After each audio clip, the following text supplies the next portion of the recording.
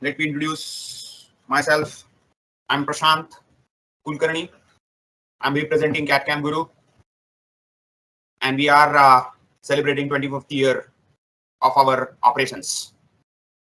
It gives me immense pleasure to work for CAD/CAM Guru, as we are actually filling the gap between the knowledge base of fresh engineers and the industry needs. We have immensely talented people who are selflessly working, who are into this education field, having industry background.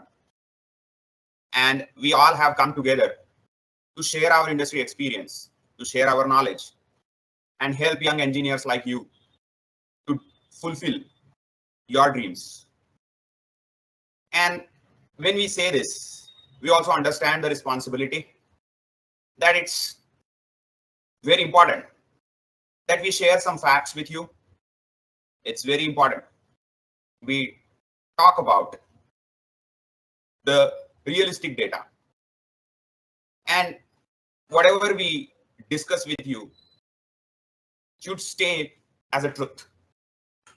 So this is really an experience sharing session, and along with it, we would set up some guidelines. We would have some question answers, and we would like to help you develop your career goal, and we would also help you develop successful career.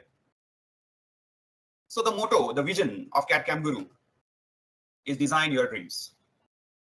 And this tagline has really pushed us to excel into whatever we do and help all our students to really conquer the goals. Now we have more than 5,000 students placed in the industry. And if we look back onto the journey, many of them are really at the top positions of organizations. Some are leading engineering teams worldwide. Some are leading engineering teams. Some have just entered. So if you really look at all top design service offering companies or top OEMs, you would definitely find CAD/CAM Guru students. You'll definitely find CAD/CAM Guru as a representation. It gives us immense pleasure when one of our students, one of our alumni, visits one of our center or head office for recruitment. And they come back, they enjoy the memories, they share how they've learned some of the stuff, and they recruit fresh candidates from us.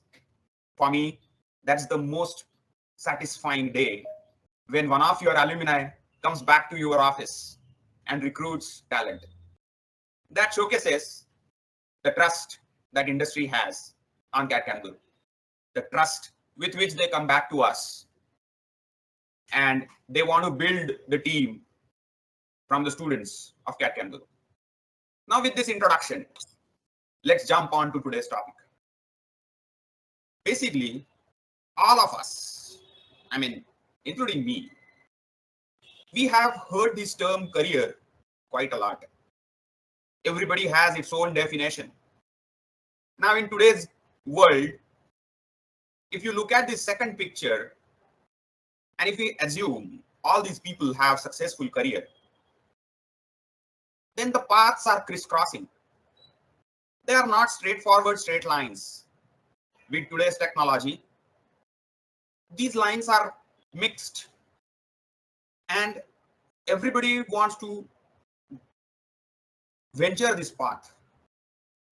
And if you look at the bookish definition of career, in very simple line, I could say that's person's course or progress through life. Now this progress through life can be personal, this progress through life can be professional. So when we talk about career, we would say this is a professional progress. Now, why we need successful career? And this is very, very important question that I'm going to spend some time on. See, we want in today's era to have a decent social status. And what do I mean by social status? You really want a nice designation. You really want a nice company. You really want to have good selfies with your headquarters. And you all dream like, if my friend can do it, why can't I? So if someone clicks a photograph of Microsoft headquarters, or for that matter, any of the MNCs in India, Tata Motors, and he puts it on his WhatsApp status or LinkedIn profile, my first day. And then that photograph acts as an inspiration for you. But that inspiration lasts 10-15 minutes. Then the other aspects of emotion start coming up. And when you start comparing, how would you go and achieve something similar? We try to find out the paths by which that fellow has achieved the milestone. Do we really get the realistic information? If we really contact that person, does he have courage to explain all the painful moments that he gone through, all the hard work that he has done, all the sacrifices that he has done? Sometimes people are not willing to share all this.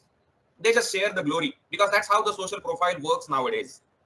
Nobody puts onto the Facebook or WhatsApp status that I had a big fight with my wife today. You haven't seen such status. What we present in social profile is all good things. I visited the brilliant location. I visited the brilliant hotel. I had a good party time. And everybody tries to showcase the good, the happy, best part of their profile. Now, if you imagine this profiling as career, I would say that's the biggest mistake.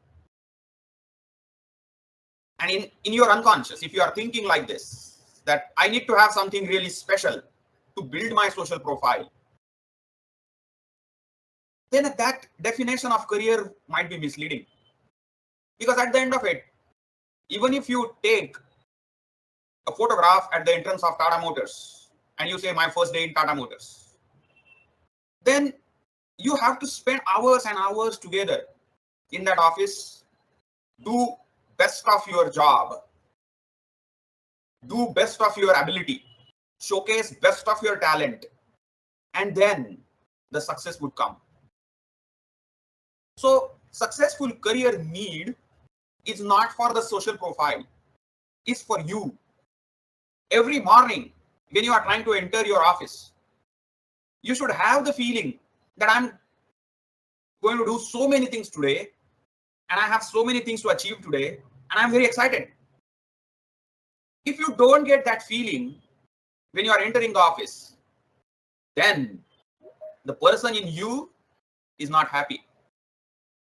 And what would you do with that career if you have to, or your colleagues have to, or your family have to stretch you out of your bed, push you into the bus, and you move into office? Now, it might be a good building, AC office, very nice tag, very nice salary, but you don't want to go. How far would you stretch that career? Very difficult. And that's why I'm trying to explain you that when you paint a picture of a successful career, please remove all your emotions of the social profile. It is far more bigger and far more better. So we have to really understand the larger definition of a career, and we have to work towards that. So the single line definition is you automatically earn a social status. You automatically earn the enjoyment when you are willing to participate every morning into the work that you do. So you will achieve the ladders of success. Now, what really impacts to have such life? First of all, you should have interest. You should have personal willingness. You don't need any other motivation. You are willing to do things.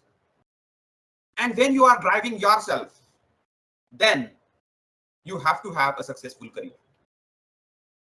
Now, I'm putting a question. can hobby become a profession? And that's where we have to spend some more time. See, if you are having hobby of trekking, somebody might have hobby of cooking.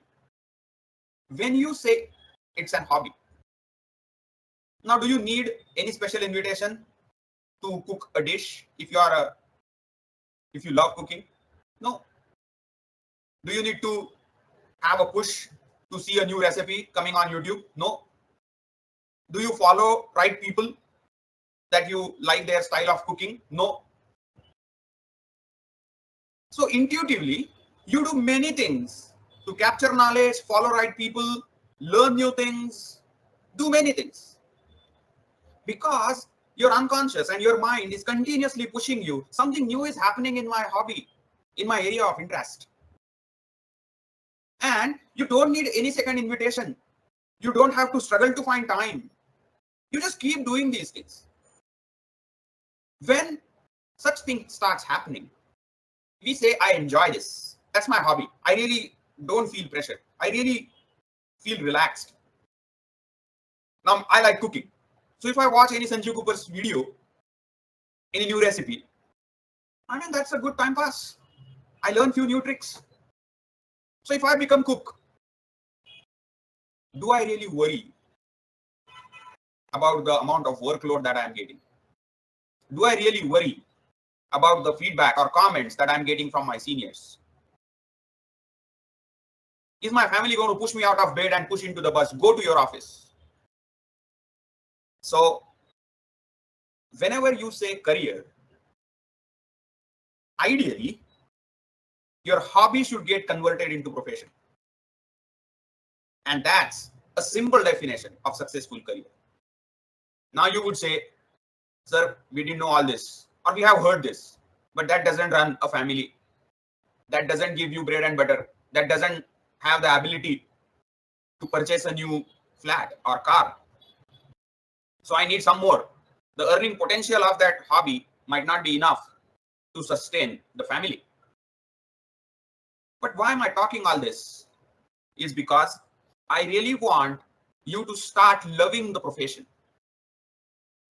You enter into an area where you really want to enjoy every moment of that work. And that's why you have to connect, develop interest into what you choose as your work or as a career. Now, since you have chosen engineering, innovation is innovative. You all have this passion. You all want to do something new. You all want to contribute with your brilliant ideas. And you think, if I'm doing something innovative, I will enjoy that. If I ask you personally, half of you would tell, sir, I need to work something new. I want to design something new. So let's understand what is really innovation. Because your idea of innovation and industry's idea of innovation, there is some difference.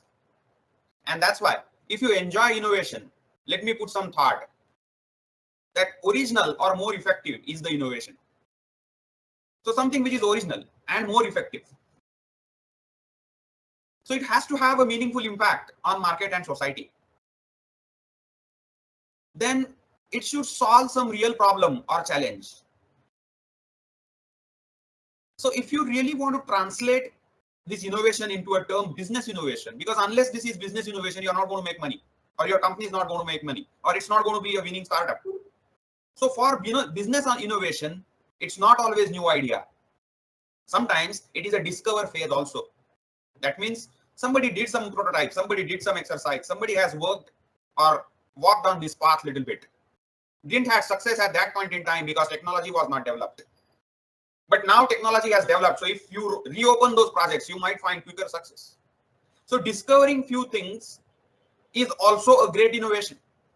It's not always that you have to develop an idea of developing iPad or developing a mobile phone. It's once in a while unique innovations. They're not going to come every now and then. That doesn't mean you cannot innovate in current scenario.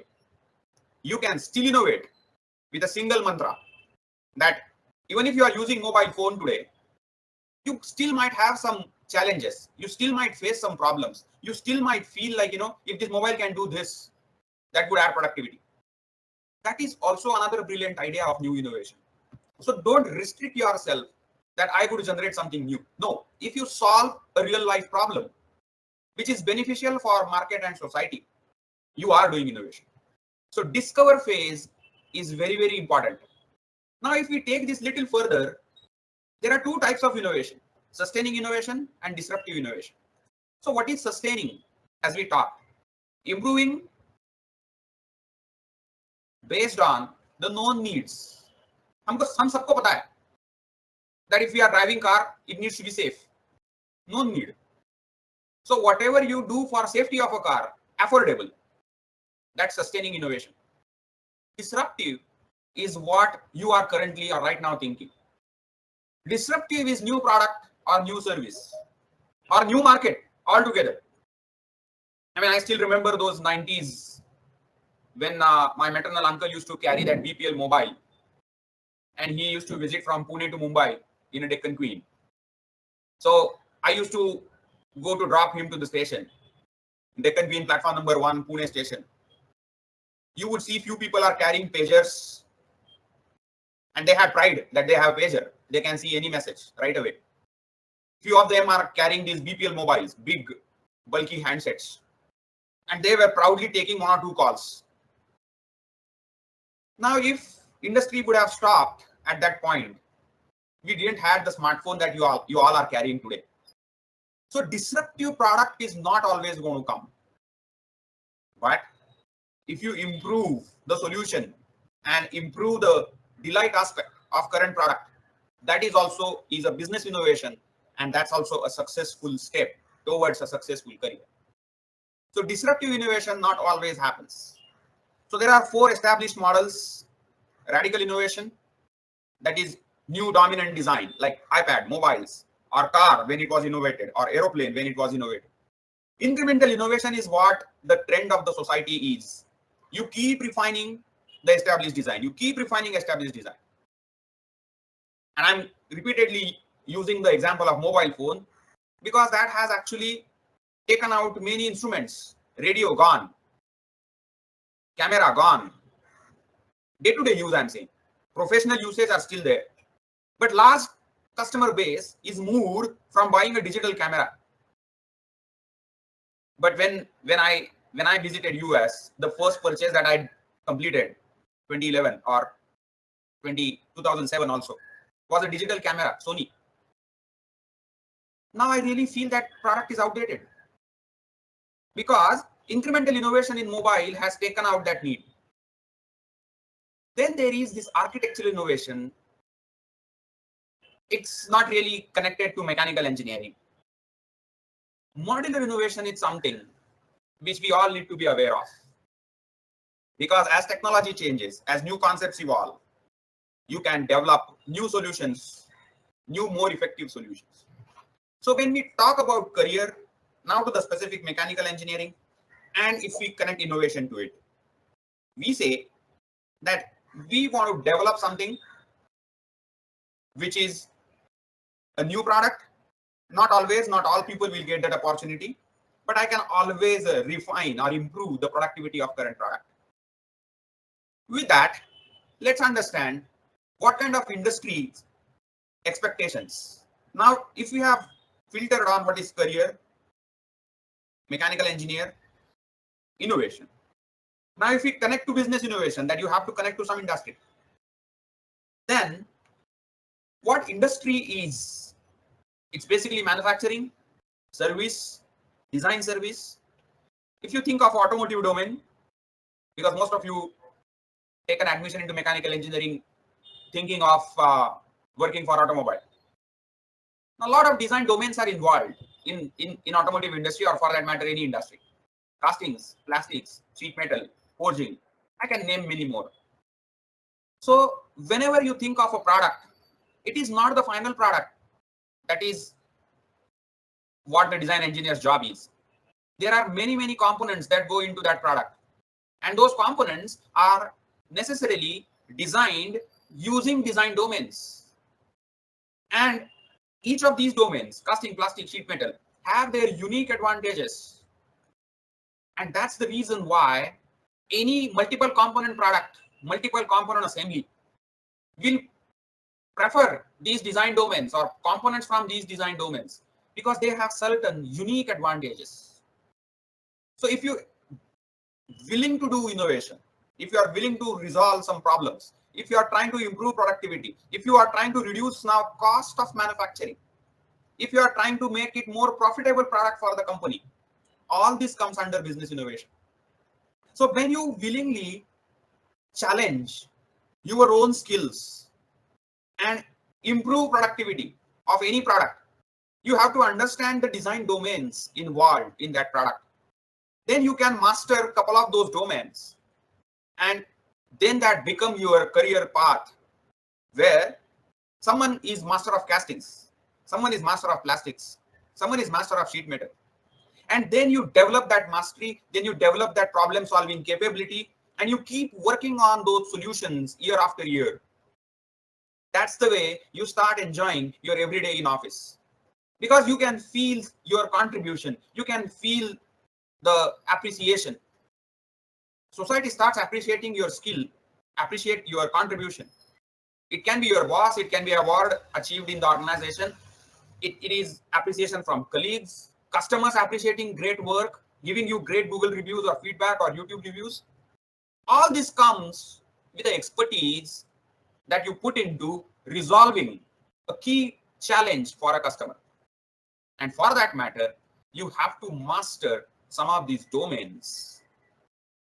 Now, many of mechanical engineers, like you, representative image, what you have with you? You have great engineering basics, you have software tools. The project I'm going to talk a little bit. But you have heard this from all your seniors, you have heard this from your colleagues, that you need engineering basics. You have to master it. But nobody really told you what is that, why it is so important. Today I'm going to share my experience. I'm going to exactly tell you what engineering basics you need to be good at. Now, this generation, I'm not sure how many webinars you have attended online as such, how many things that you have done online, emails you do every day. To your surprise, in 2005, when I joined my first MNC, I had a formal training of writing emails and a formal training of conducting video conference with European counterparts or American counterparts, colleagues from America and Europe. A formal training. Do you think this is any more a need? No. Because this generation already know all the tools available to communicate overseas. They have practiced it so much, they have developed that skill so much that there is no formal training needed anymore. So this is the development that is happening generation after generation. So the trainings that I received is not even a discussion if you join a company now. And this evolution is really going to help you make more lasting impacts on the society, because you have more tools, more technological aid to solve many problems. You just have to apply yourself, develop interest, and work towards it. That's most important thing. So if you have invested 4 years in a particular domain, now you should develop means to really build something using those core subjects, core knowledge areas that you have acquired. Jumping to software, moving on to some other industry is always an option. But imagine you are competing with someone who has already spent 4 years learning that art, learning that knowledge, acquiring that skill. And you have done your hard work in some other area. Now, as a mechanical engineer, materials, stress strain, strength, this is something you have mastered. Now, you might be not so confident about those things, but this is where you have spent most of your hard work of learning. Now, if I ask computer engineer to compare plastic and steel and give me some strength calculation, can computer engineer do that?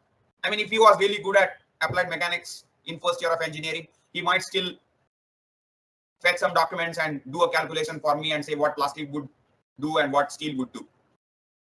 But computer engineer will have limitation, because last 3 years after first year, He was just doing coding, database, RDBMS, cloud, Python, IoT, whatnot. But you spend time, energy in really understanding what plastic is, in really understanding what steel is, really understanding what aluminum is. So when you have really spent your hardcore years of learning, don't just run away from that domain just because you feel it's not long-lasting career. It's not like that. And I'm going to help you today with some of these things.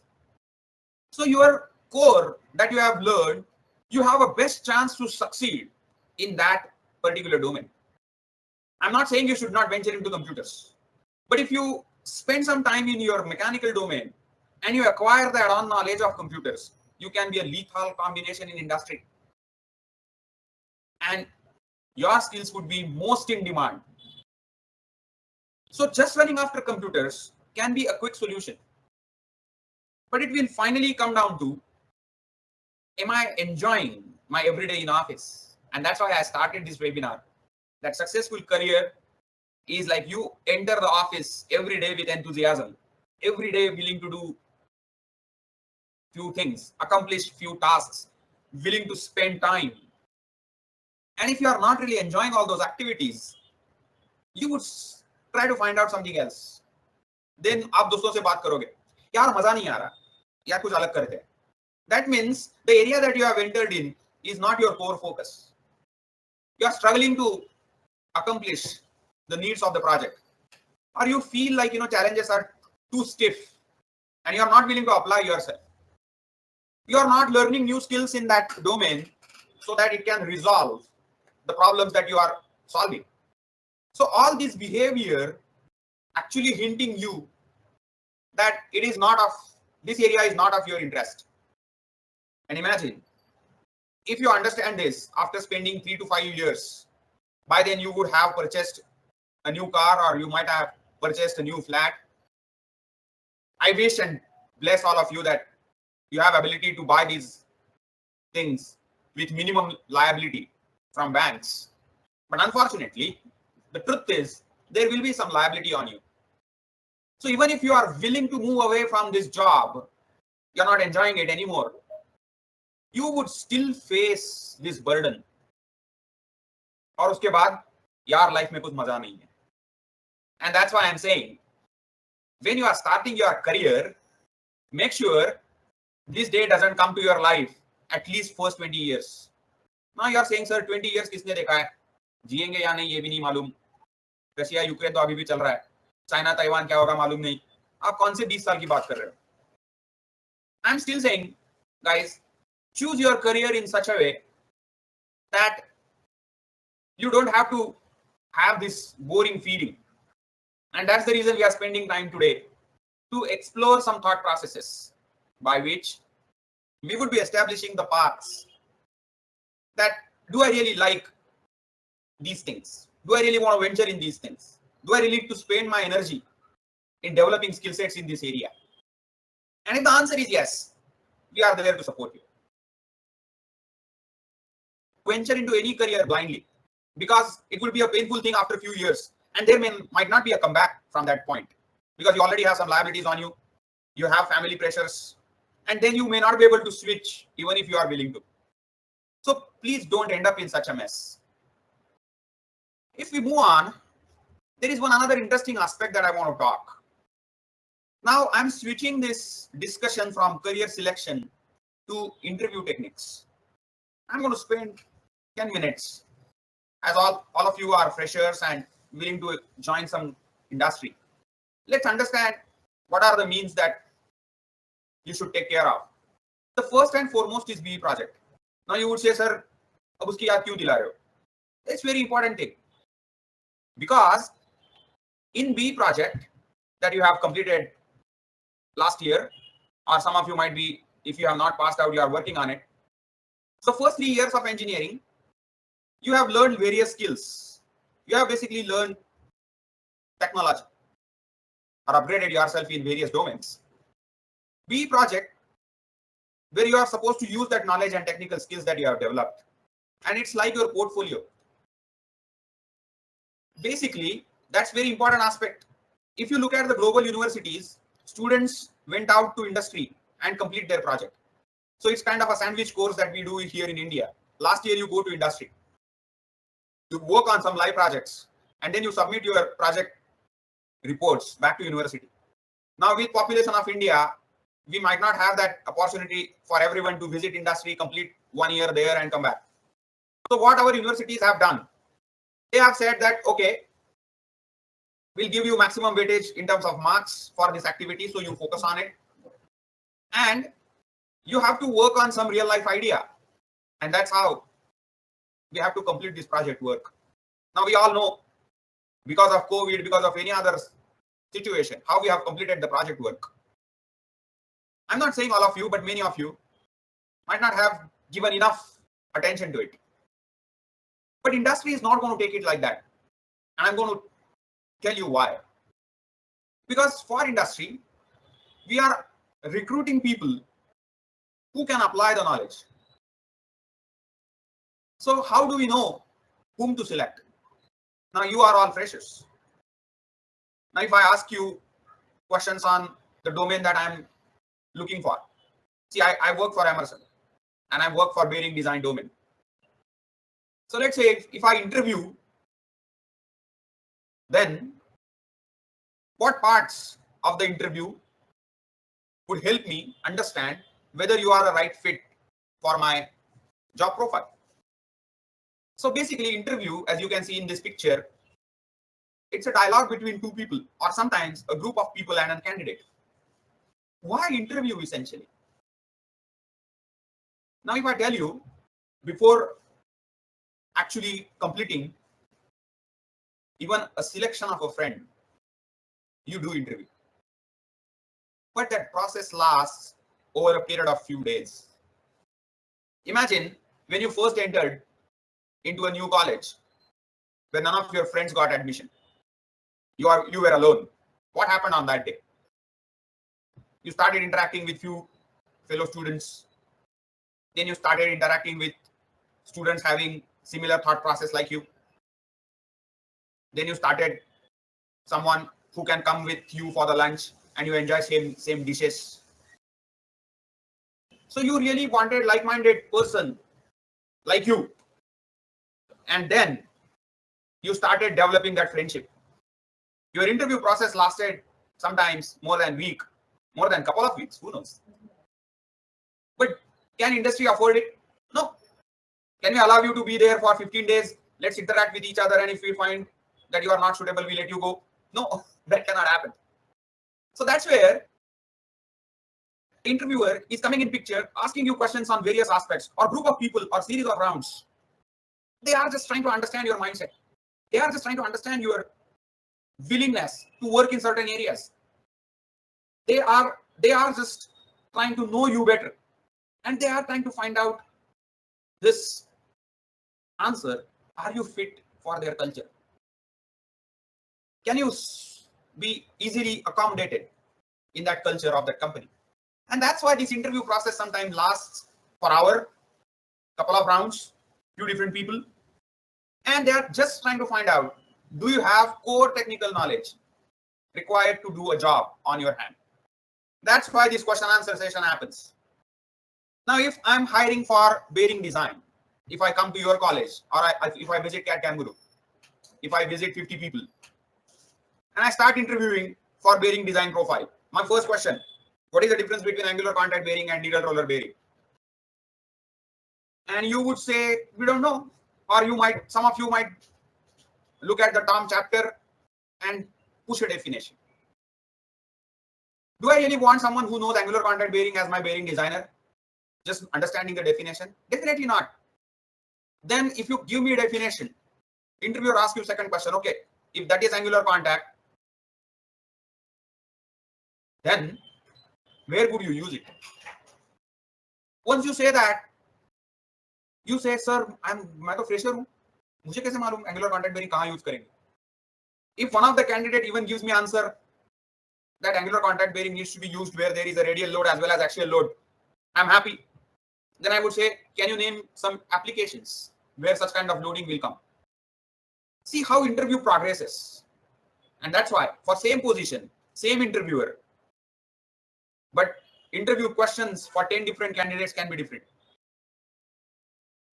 Now, if I keep asking you these bearing domain questions, all 50 candidates, and if you are not able to successfully answer some of these, and I reject all of you and go back to my organization, अरे उस college में कभी ना जाओ, उनको bearing का कुछ नहीं मालूम.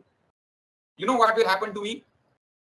My HR and my manager will come to me and say, you need to go for a training, how to take interviews. So this will happen to me when I reject 50 candidates, that to freshers. They'll say, you don't know how to interview freshers. You better have training. Because I asked you the questions from my design domain. When you were not able to answer them, I rejected you and went back to my organization. They say, this is not the way you interview freshers. And then the training happened. And then the outcome of that training was, you need to talk to in the areas of technicals where candidate is comfortable. Then and then only you will be able to understand what core technical knowledge that he has acquired. Anyway, he is a fresher. We are going to train him on our products. But what we want is, can he learn new things? Can he learn our complex technology? Can he learn and apply his knowledge? And that's why interviewers try to find out a core technical knowledge. And they ask you a very simple question, the subject you like most.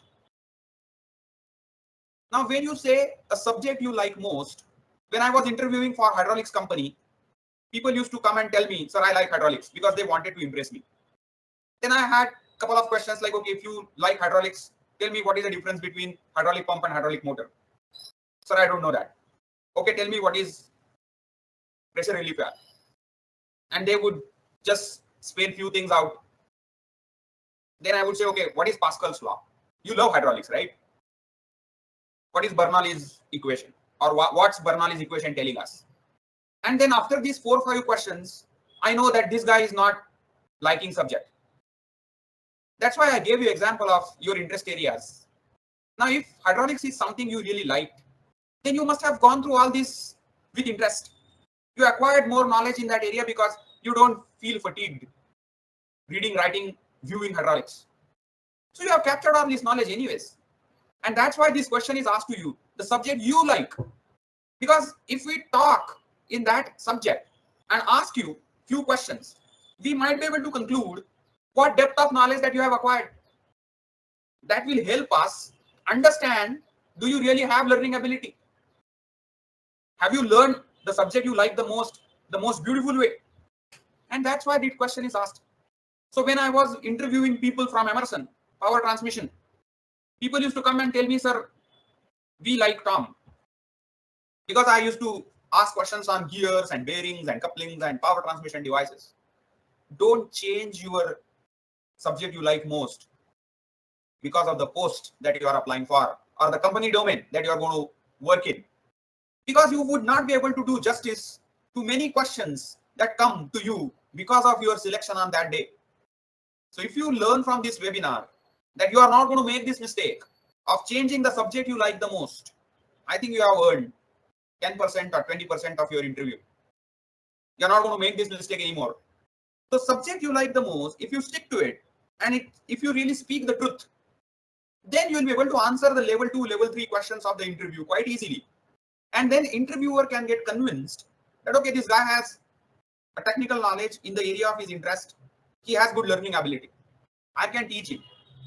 So unknowingly, or the way it is taken up, the B project becomes a common platform. Because as per industry, it is a topic that nobody forced you to work on. किसी ने आपके साथ ऐसा किया है क्या B project के लिए? यही करना है तेरे को. You have no choice. Do this. Is this like something forced on you? No. You willingly or with the help of your friends, your group, decided to work on that project. So it is your choice. Then what? Then you applied your skills that you have learned to solve the real life problem, to do something as a project. So again, you demonstrated the skill. Then some challenges came. You applied your knowledge to overcome those challenges. So it is as good as you have done the steps or the tasks that are needed to execute a project in an industry. Even industry does these things while completing their project work. So unknowingly for freshers, BE project becomes a common talking point.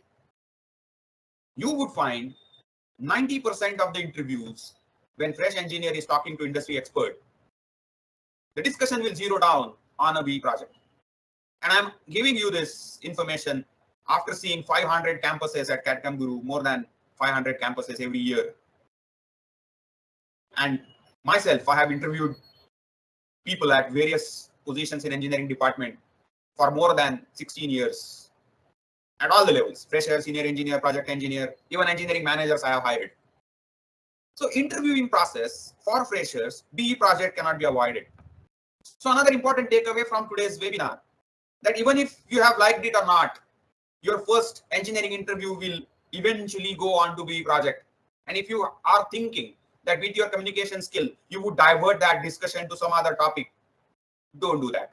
Interviewer will make sure that he'll ask you enough questions on that particular thing, because industry believes that you have chosen that topic with your interest. Because then we can ask you questions.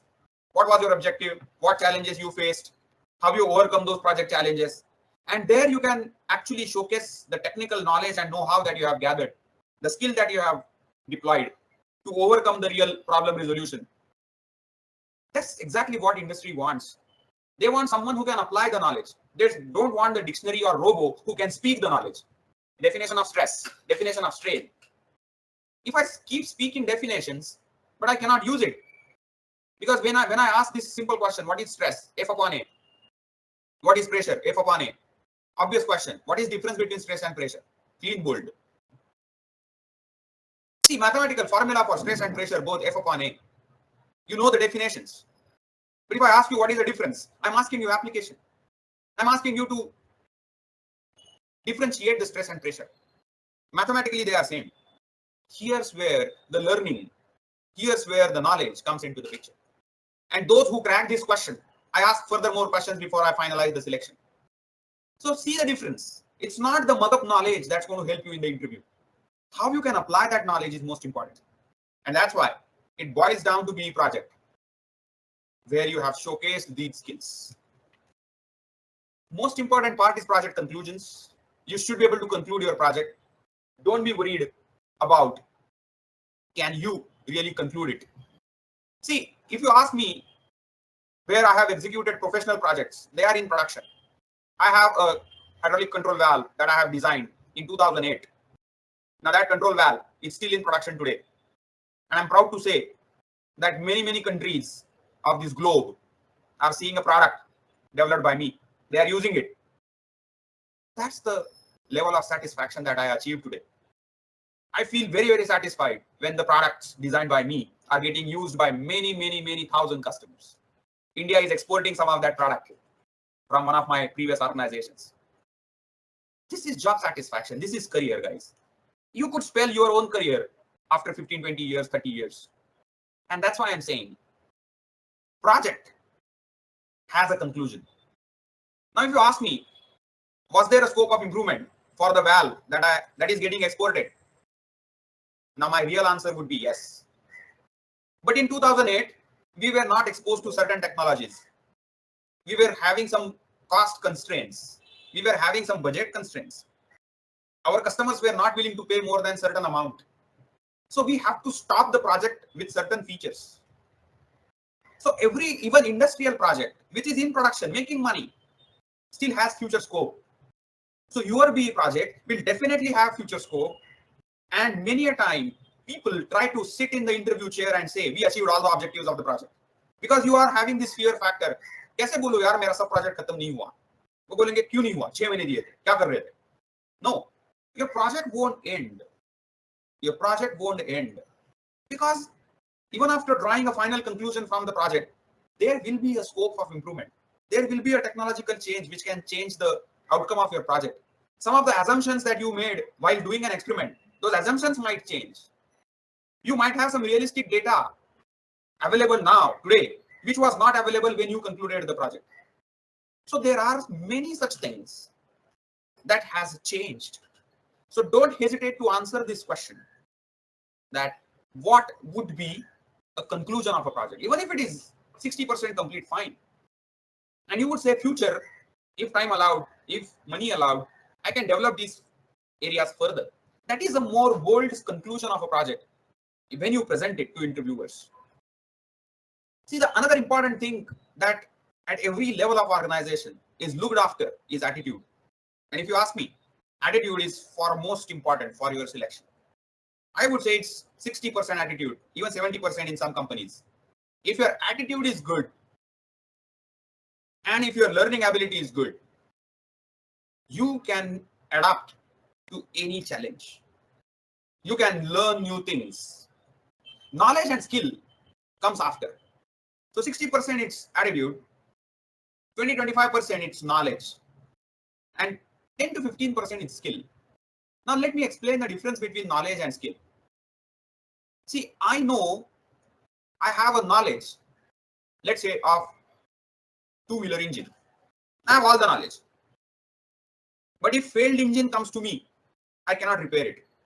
Or even if I cannot disassemble it and reassemble it, what's the use of knowledge? Again, it's a bookish knowledge. Skill is not developed.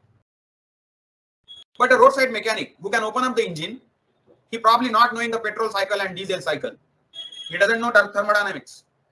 But he know how to fix the problem that is there on the engine. So skill is developed by experience and practice. So when you work in industry, knowledge is important, but you have to develop even the skill to solve a problem using that knowledge. And that's why developing a skill is a core area of your growth. As you add multiple skills to your kitty, you would see yourself growing in the organization, taking more responsibility and doing more contribution. That's the way career develops, grows, excels. Just having knowledge is of no use because it's like cloud hard disk. सब है उधर, use कुछ नहीं कर पाते. क्या मतलब है उसका? And that's the reason. Attitude, if it is right, that means you don't have personal egos. You all write this into your resume. I am a team player. But if I push you to the corner and I insult you a little bit, you would misbehave. That's not the attitude. That's not the right way of. You should have self-respect. I'm not saying you shouldn't have self-respect. But if your self-respect got hurt, how you react, that is called attitude. Your reaction should be subdued. You walk away from that situation. You don't wildly react to such things. And we don't want professionals with such attitude into organization. And that's why interviewers test this ability many different ways. I would encourage you to test yourself and understand your behavior. This is also a very good interview preparation of introspecting yourself. If certain situations came in my life, how I reacted. Would industry, would professionals accept that behavior? And that's why we ask you this very simple question. What is your contribution in the project? On that day, with these robocons and with these karting competitions, I have seen many of the interviewers come to me and say, sir, I was the project leader. They are not willing to say that I was only worked in transmission team or I only worked in CAT team. My role was only this much. You write in your resume that you are ethical, integrity. But when it comes to that interview environment, you speak out few things unknowingly because you just somehow want to grab that spot. You want to impress interviewer. But the minute you establish yourself as project leader, my expectation goes up. I say, okay, am I meeting a leader? Fantastic. I was looking just for an engineer, but I may hire a leader here. And I ask you more tough questions. How you managed your team? When certain team was not doing a proper work, how you helped them? When they were facing challenges as a leader, how you help them resolve those issues? And when such 3-4 questions come by, that person sitting in the interviewer's chair, when pushed, you corner. I have seen some misbehaviors. Finally, students admit, "नहीं sir, मैं project leader नहीं था." अरे पहले क्यों नहीं बोला? And this goes very bad against your attitude. Speaking truth, accepting the responsibility, and talking the areas of your strength is a success of interview. And that's why we ask you for B project. We ask you for the subject you like the most. Because we want really to understand the depth of technicality that you have achieved. We are not interested in superficial knowledge. Because knowledge needs to convert into a skill. And once it converted to the skill, it is used for business innovation, for doing projects, for doing service to customers, resolving problems. That's the reason invariably you will find in freshers interview, BE project discussed a lot at various levels. Behavioral challenges, technologies used, basic physics principle used, because some of the students come to me and explain the project and I say, okay, in what physics core law was used in your project? And they say, we don't know. I say, yaar, ye design pura bana diya, ye kiya, sab kiya, and you don't know what physics law is applicable? What is the governing equation of your project? And some of these questions really, if you are not able to answer, then interviewing fraternity abruptly give you this feedback. Basics अच्छे नहीं है. Basics करके आओ. I think today I tried to answer you this. When you hear this, basics ठीक करना चाहिए. मतलब क्या? This is what it is. The area that you have worked on, you should be able to explain the core physics, governing equations, assumptions, technology used, challenges that you faced, how you overcome those challenges. All this discussion is very, very important. And when you answer these questions in interactions or interviews, your selection is guaranteed.